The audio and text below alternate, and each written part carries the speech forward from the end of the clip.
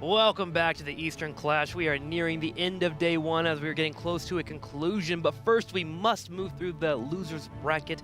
Right now, Resurgence, Zero, Team Face Check, and Super Perfect Team will be fighting for their tournament lives. But our first match of the day, Resurgence versus Zero. Dread, what are you thinking? I think, you know, after watching the first series of Zero, they definitely have a lot of things going right for them to where they've got to feel comfortable going up against Resurgence here. I really feel like Resurgence has something to prove in this series to be able to move on throughout this tournament. That being said, Zero also was a bit shaky in the first series of the day. A bit shaky towards the end, a couple of slight errors in terms of shot calls. Those slight errors were enough to just topple a game. It almost felt like they were throws to a degree. So yes, I hope that they clear that up and get that underway. Now, to be fair, they were facing off against Tempest. Tempest, a strong team in itself. Korea known for finding small mistakes and just absolutely capitalizing. So far, Zero has been the team that has looked the best against a Korean representative. So one would hope that they can get through the loser bracket, but again, Resurgence from SEA hoping to make sure that that does not happen. Yeah, that's going to be their game plan here. And as we can see, we've got our map bands out. Where are we going to be going for game one? And it is going to be Tomb of the Spider Queen. Wave Clear City when it comes to priority on this map. A couple other heroes, you know, pop up maybe that we haven't seen so far into the tournament, like more frequent Johanna is going to be more popularized there. Tassadar still going to have the power spike that he has. Zarya is still, you know, phenomenal on this type of map as well. So I expect, you know, to be standard drafts for the most parts for these teams. But that being said, standard is very different depending on which region we're looking at here. That is really true, especially when you look at Resurgence. Resurgence is a team that I don't really look at and they scream, okay, we're willing to play wave clear and map control. They seem to really enjoy playing heroes that allow them to get into isolations and get into individual solo pickoffs with Vala with the solo DPS. Even in the past, they've ran a lot of Medivh. I will say that we've seen Ragnaros and Dahaka from them in the past, but still, I just don't know if this really plays towards our strengths compared to Zero, who has shown us that they are willing to just divide and conquer them alongside other Chinese teams that have been running Zagara like crazy. Yeah, so I am actually a bit concerned with that exact topic point. So, you know, I think Gilly also touched up on it a bit with the adjustments that we've seen throughout the history of the, you know, the themes of China with the, you go from the death ball to the overall, you know, talking about SPT busting out the Zagara, and suddenly after that happened, it seemed like China focused so much on macro that they neglected the micro team fighting oriented playstyle. And I'm afraid on a map like this that they're going to put too much emphasis on their draft to be macro focused, that they kind of neglect their opportunity for a team fight, and that might be an opportunity for Resurgence to try and abuse, at least in the draft. Well, we'll see if they can even attempt to do that. Now, looking over to the drafts real quickly, we have a ban from ETC, a ban of Zarya, and then Tassadar pickup. Both teams here in first their games of the day both allow Tassadar to go through to see if their opponent would pick it up. Zero is going to be the receiving end here of their Tassadar, which means over to the left, Resurgence should be getting their Vala. The problem is they banned out Zarya. Usually you get that Vala-Zarya mix up. In the past, we did see them grab the Vala as well as a support. So we'll see what they plan to go with in this route. Last time they actually picked up Vala and Malfurion. The Malfurion, I think, is a smart pick here. It does lead to a pretty solid Lucio rotation on the side of Zero. With the Tassadar pickup, it's really nice to be able to negate the burst, because that obviously is the biggest downside to having a Lucio on your team. They're going to lock in a Morales and Lunara, though. Interesting choices here. Lunara, you know, not one to really kind of leaping strike her way into the meta too frequently, but when she does, she can be a very impactful hero. But this high in a draft, I'm not going to say it's a 0% chance. There was a very low chance that that was going to be contested on the side of Zero. So that leads to one of two things. Either Resurgence priority on Lunara here is just absurdly high because it's a must-have for a unique strategy that they can't risk it being scouted out on the second ban phase, or just a misplay in priority. I'm hoping it's going to be case number one in this situation. I think most people would automatically say it's a misplay, though. You automatically give away the duo that everyone fears, Tassadar and Vala. But, I mean, okay, so when it comes to that trade-off, obviously yes. You know it's going to happen. It's a risk. Exactly. You knew you were going to step into that. So it's more of the next two picks, and specifically more the last pick, have to be so in a weird direction that you can understand Lunara needed to be a must pick. Literally, the strategy can't work without this hero, and the Morales as well, with that higher priority. So It's just more of that, you know, I'm not comfortable saying that at least yet, and we'll see how it moves through the rest of this draft, but it was risky to show that this early on and giving such a powerful dynamic duo there with the TAS Vala 4-0. Ariel was removed. Don't want to give up the TAS Vala and Ariel, the trio that is so powerful for so long. And Dibble's going to be dropped out here 4-0. I was thinking about the Leoric ban instead, but Diablo being the ban here. Do you think Leoric works here with Team of the Spider Queen? Old Fnatic if yeah, you oh, get absolutely. the wave clear you set up. It's Johanna and Leoric are the choices, so you ban out one of those two. And yeah, when looking at the, you know, we were talking about where's the Lunara, why that high up, it would lead more towards a heavy, only worried about wave clear, only worried about this type of play, and Leoric fits right into that direction. So I agree with you. I think that could be the case of where they go. So there's going to be the Zool, again, more focus onto the macro. So we see with the attempt and the thought process here behind Resurgence, and then, yeah, that very last pick, it's got to be like a JoJo or it's going to be the Leoric. I personally don't want it to be Johanna because then they have no solo. So I would like to see that Leoric as the last pick here for Resurgence. And that, again, and now we understand a bit more into that Lunara pick that high, the direction they were moving. Falstad on this map, not one we see too often, but I mean, I'm not against it. You know, we still can see the Gathering Storm build still going to be effective in a 4, and he's just so powerful across the board that I don't think he needs to be on a big map. So I like this for Resurgence and the changes. It's very risky, but you know, I think they have to pull something out unique here to be successful against Zero.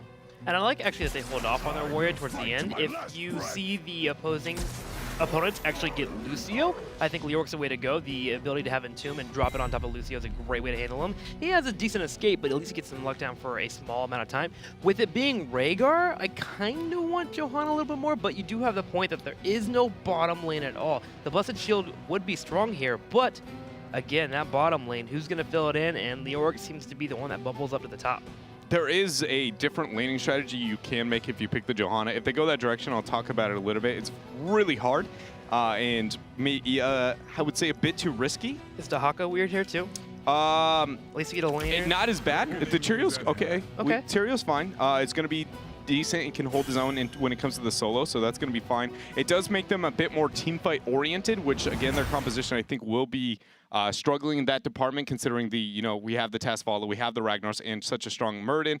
The wave clear department has to be not only, it has to be overly successful for the draft right now on the side of Resurgence, because if they go on even footing, especially after the second turn-in usually, after that like 11, 12, 13 range, if they're on even experience between the two teams, Resurgence is going to fall off in their team fight potential if they're not talent tiers up.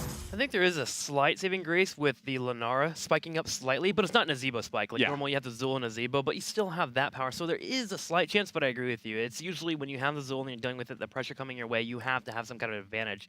And the thing is you look over to the opposing team and they have decent wave clear themselves. They can actually handle Zul pressure coming their way. You have Tassadar, who is probably one of the strongest supports for wave clear with that size storm. If you really needed to, you could put Tassadar in the bottom lane because Tyrael's not going to push that lane, and you can throw Ragnaros in the rotation, and you can get your Q stacked up, and you can actually use Molten Core too if anything crazy happens. The one advantage we could see out of Resurgence is trying to abuse the fact that, yes, there is a reasonable response out of Zero's draft to deal with the Zul directly if you go blow for blow in the same lanes. But if you make the opposite rotation, so rather than going through mid-top, move towards that mid-bottom and catch them off guard, or even start bottom first, which China was actually the first region to do that as well, to start in the off lane to catch your opponents off guard in that rotation, then they could catch them off guard because they'll be so slow in the response that the Zul will gain an upper hand for the first couple of minutes. That being said, it should stabilize. But again, using that surprise, maybe a surprise factor, the Zero we saw from them making those unconventional rotations with that Zul and a dominant wave clear, Resurgence might be able to step ahead. But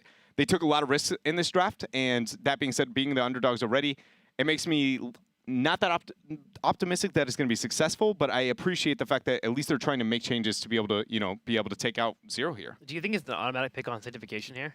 When you have your cleanse, you have your safeguard set up, Sulfur Smash, you're already pretty good to go on that regard. Do you want lockdown? I would not. No, I would be going the Sanct. I almost 100%. Yeah. Even with the Mighty Gust to push away from fights, because I just feel like they're not going to kill you anyways. You're playing Falstad and Miraz correctly for the most part. Again, later game it's going to happen. But I feel like if you get an early advantage and you go for a judgment, you can get some lockdown. It used to be argued whenever we saw Miraz for the very first time ever kind of become popular and competitive outside of Braxis, you had to have both of them. That one is never enough. That almost always you bait the first one, it comes out and you go, all right, Morales is going to die. That it was only MVP Black was the first team to do it. They wouldn't pick the Morales unless they had 2 failsafes, and it was always Tyrael and it was always Falstad. That they would wait it out. And that is by far the most successful rendition historically we've ever seen of Morales outside of Tomb of the Spider Queen. It is always with 2. Every time it's 1, it seems to be very easily punished. All right. Makes sense, man. Trying to see if Resurgence would be thinking outside the box here in any way, shape, or form. But we'll see if this wave clear push for Tomb of the Spider Queen, if you're going to run it on any battleground, this is the battleground that you run those type of strategies on. It just really hinders on you having a strong early game. Zero on the other side, I'm looking at them, and they have solid multi-shot. They have their Side Storm. They have actually drafted pretty well to handle the pressure coming their way. Now, there is always the problem of, okay, if I lose a member, 1 to 2 people, suddenly I'm losing towers, and that's when it starts to snowball heavily. So you have to play a little bit more reserved. And what we saw in the first matchup, when we saw them actually facing off against Tempest, they did have a lot of aggressive plays, but they were too willy-nilly with the idea of maybe not weighing the risk of being too aggressive. And so I'm afraid if that actually comes to bite them here, Resurgence actually might have a game plan that could work out. I think the opposite side of that coin would be, is Resurgence good enough to get the same punishment Tempest would when those maybe over-aggressive rotations would come out? Because I agree with you that that unique rotation style is going to be a huge play here, but I actually view that as an advantage over Resurgence, where it's a disadvantage against maybe a more trained team, a more skilled team like those of the Korean region. That was even the 3rd seed, and they were able to punish that. Well, let's see here. Zero taking on Resurgence.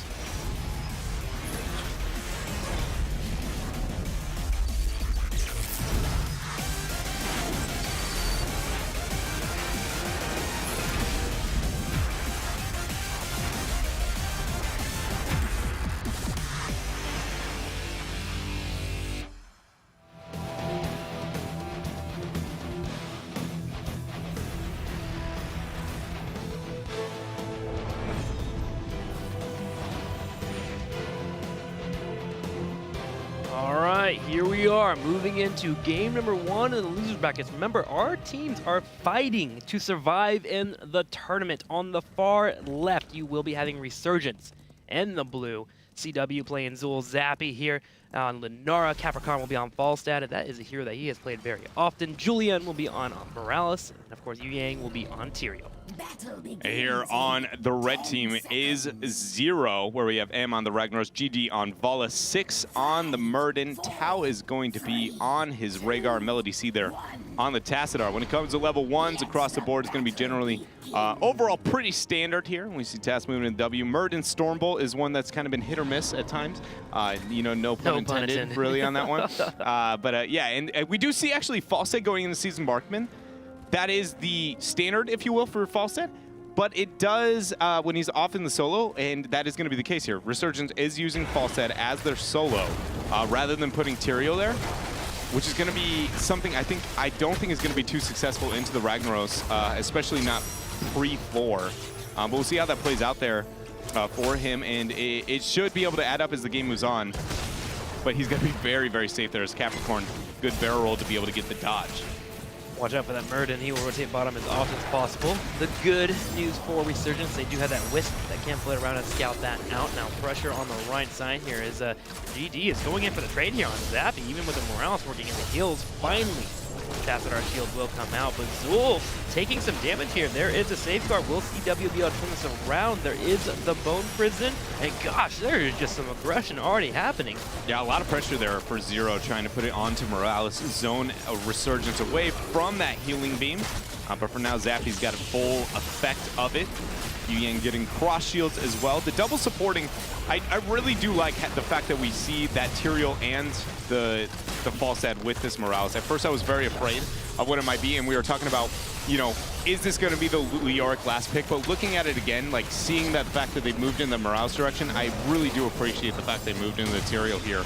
I think it will greatly increase the odds of their success in this game. The only problem is I feel like they have such mana-intensive heroes here to help out with the supporting. Morales already low on mana. Tyrael as well, bringing out the shields and the smites. And Zero has just used GG incredibly aggressively here with the Tassadar, and they are in a much better spot for the trades. I agree with you, but I don't know if I would would say that's a hero problem or a draft problem as much as I would say I genuinely think Resurgence is just taking too much free trades. Yeah. Right? They're taking losing trades consistently, but when you constantly have that healing beam on you, it's the support's job to say that this is not a winning trade. In the long run, it's not going to be, because a lot of people see that constant healing beam, and Morales will be able to keep everybody up, but again, you'll run out of that mana in the long run. So the support has to be able to gauge, is this worth my mana? Because in these type of situations, if you're sitting at full most of the time, it's going to be worth it once or twice.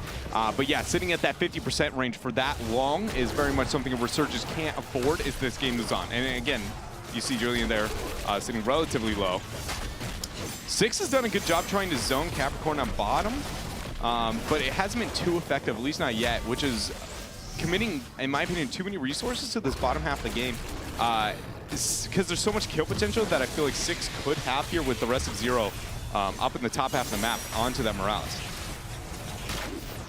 I do think one of the problems with the trades that are happening and why we actually saw that hurt earlier was that Lenara's damage doesn't really spike up too crazily until we hit to the mid to late game. And so Zul's job here is just to clear a wave and then get out, but if he's taking full frontal pressure from Bala, GD has been an incredibly aggressive Bala this entire tournament. So you need to be able to get a chance there to get your clear out. So maybe they should put Tyrael on the back, do a bit of a smite, that way they can have 1 or 2 cleaves without Zul taking too much pressure his way. And they've made some adjustments already, but still Zero is ahead in experience slightly, and that's not good news as you move towards level 10.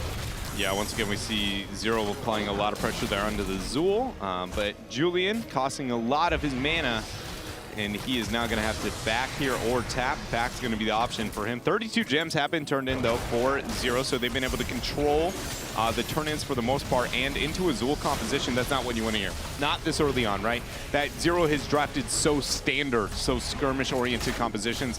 You really don't want to be losing this early turn-in. And the fact that 46 are turn-in and they're doing well, they aren't losing drained ammo. 6 there on bottom, being able to aid as well. This is just... It's not that Resurgence can't win this game, but their comp was built to win this part of the game, and they aren't, which only makes me more fearful of the rest of this match. Yeah, I just wish they had a bit of a better laning phase overall. I mean, I get it. Like, Lenara's going to power spike at 13 to 16, but you got to be able to have that slight advantage. And the first turn-in of the game is borderline going over to Zero. In fact, there it is. They get the turn-in, and they will have pressure moving towards their side of the battleground. If Zero gets 4 turrets here and gets a substantial lead in experience, they'll be hitting 10 before their opponents, which gives them a power play for a second turn-in around level 10. And Resurgence will be on the back foot heavily. Yeah, it would be really difficult. And we talked about this actually in the first cast that we had together about the Rhaegar build and when you go what. We do see actually going with the mana reduction there at 4, which typically leads into that Spirit Walker's Grace, which is great into Lunara. I like to see that adjustment coming out from Zero. It's going to be able to aid with her bleed in the long run.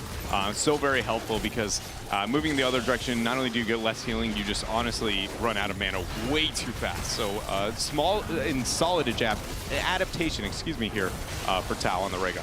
Well, I'm watching Resurgence right now, see how they defend, and so far they've done all right. They have Tyrael on the top, they have 3 in the middle here. GD continues to walk forward, tanking keep shots whenever he gets the chance, doesn't even care for the tasks that are there, bringing in the shields, while M has just pushed in bottom lane heavily. Capricorn goes in for an aggressive play, but with 6 on the rotation down, it should be able to defend this. In fact, 6 dives in, looking for a potential pickoff, also just trying to shoot CW away there, not the way to clear up the minions too quickly. And right here, 9.25 in experience. Zero is heavily ahead, and they only need 16 more gems, and they will be able to secure a turn-in at level 10. Yeah, at that point, you're just looking to open up the map, cripple Resurgence, control of vision. Again, a lot of people underestimate the value of structures when it comes to just the vision that they are able to provide, because the minions moving against your opponents always means that you know where they're going to be.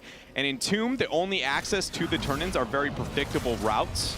So if you don't have those forts, you suddenly can't get those turn-ins because you're going through either Chokehold 1 or Chokehold 2, which is very easy to defend against. Yeah, it's easy to control that when you have a Murden, especially. You jump between 1 or 2 chokes easily. 6 is in trouble, takes some damage, but 10 is now here.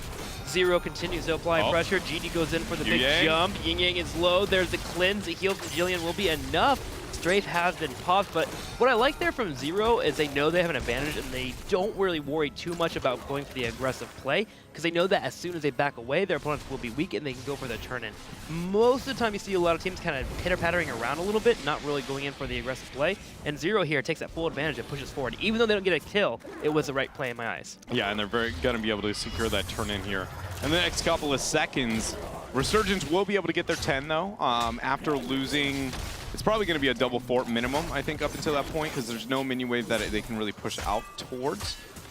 That being said, the web weaver's going slow, so they will have the 10. So that is a redeeming quality for here this small period of time. The question is, you know, how well do they defend against this? GD taking a lot of damage.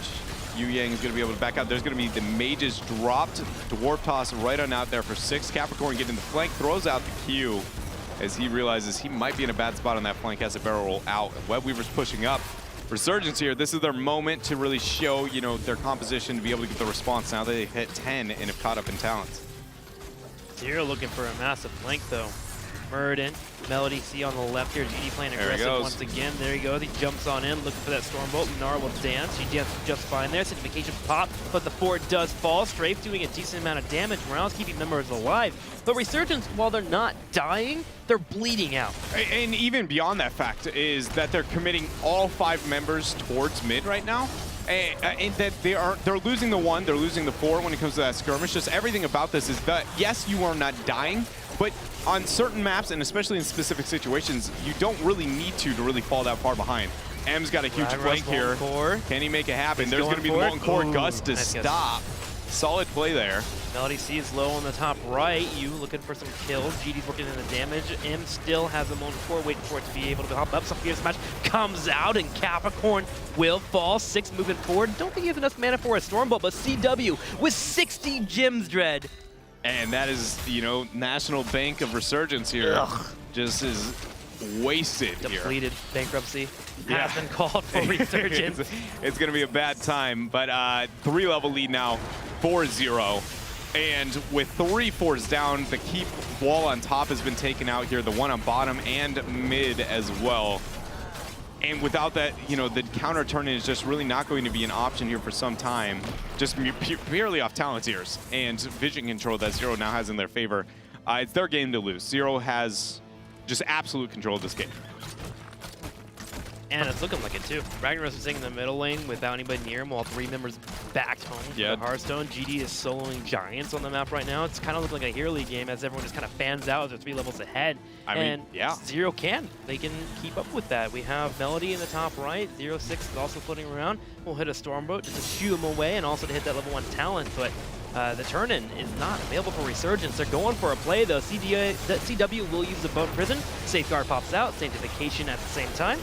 Yeah, Tau there is actually going to be zoned from this fight, so no support for Zero for a while. But the damage onto Julian is going to be enough here. He falls down, Capricorn getting zoned. The Gust is used to push Zero away, but it costs him his life. Oh my goodness, it's not done yet. That 3-for-0 trade. Zero here just... I'm trying to find the way that Resurgence can really make the comeback into this game. And my only thought really is going to be the late game Lunara. You know, somewhere in there comes out that power spike. But that being said, she has gotten into the Thornwood Vine, which is a more, you know, prepping somebody else to finish that kill.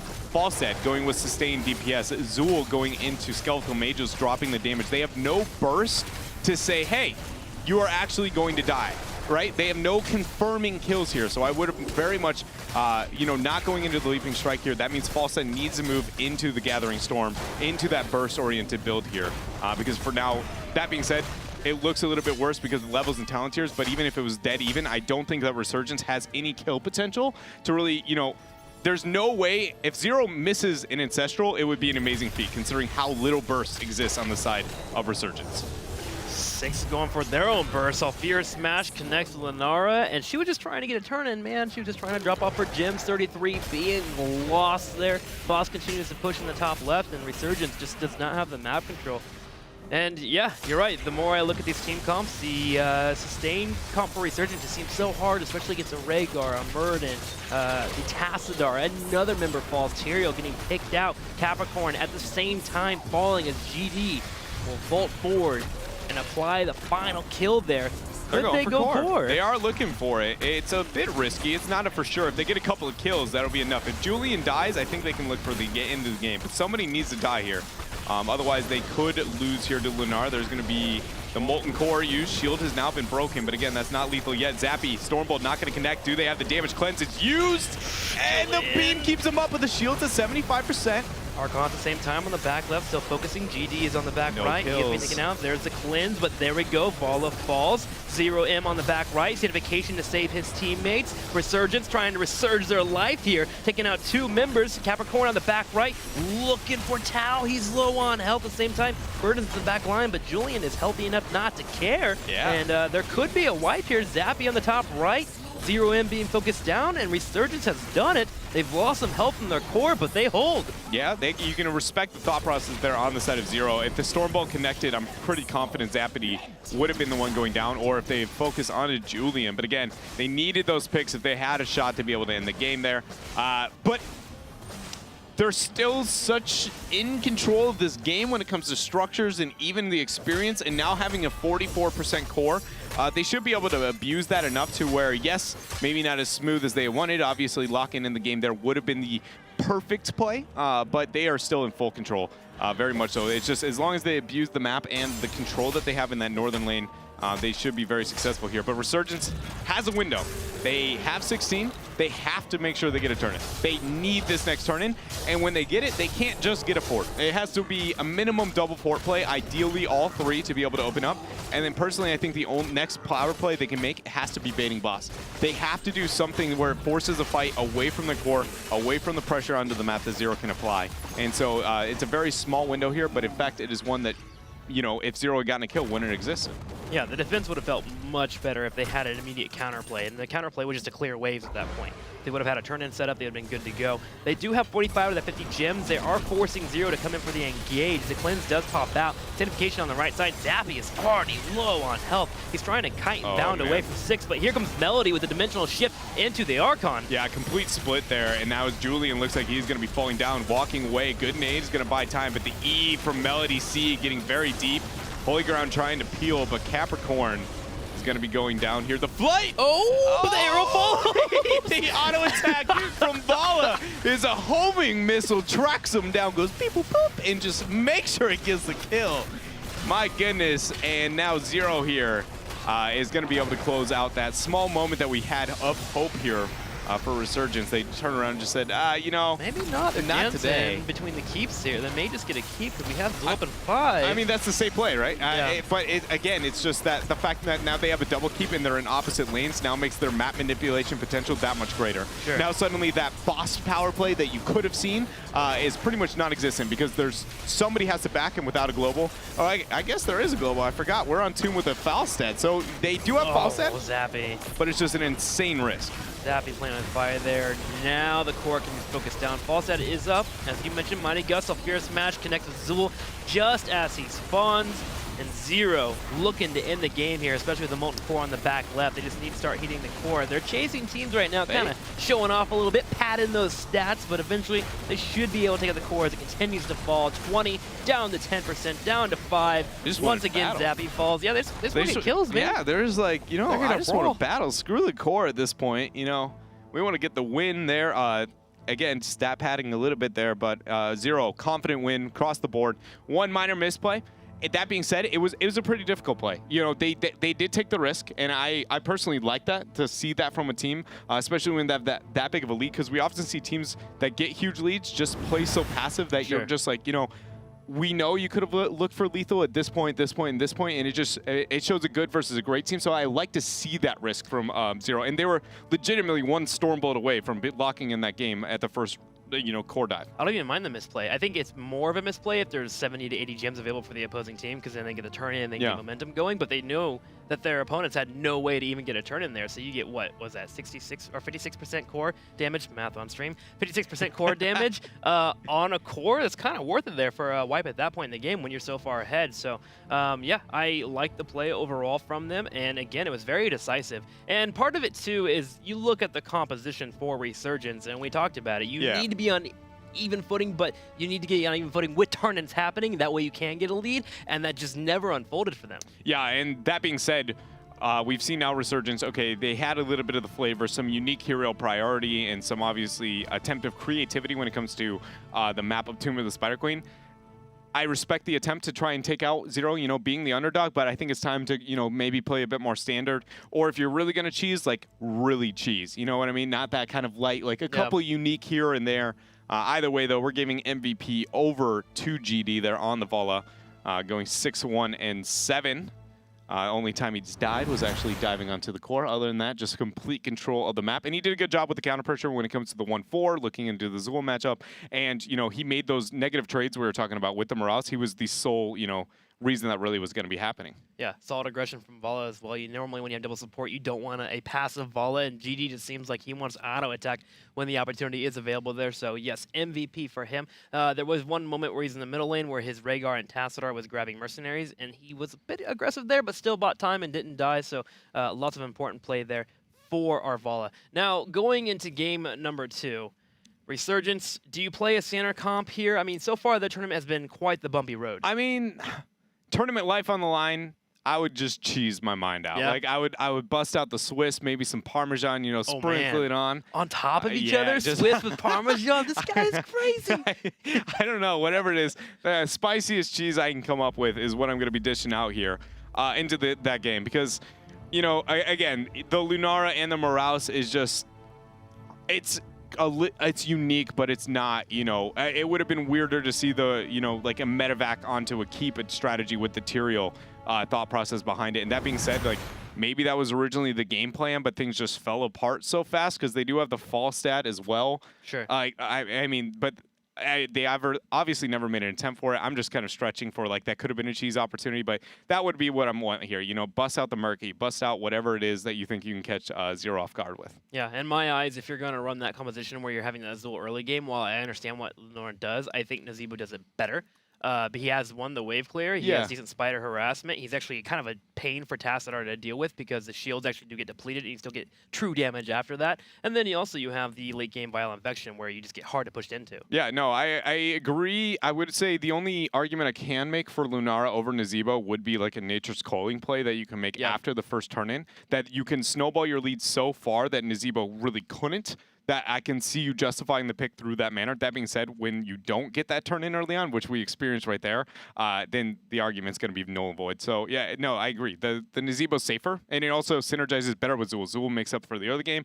Nazeebo's going to bake on the late game, and then also, like, when somebody's stunned, Lunara doesn't go, this is my moment to thrive. Whereas Nazeebo, like, you know, he's just ready for that zombie wall. Spiders. He's ready for the spiders. You maximize the value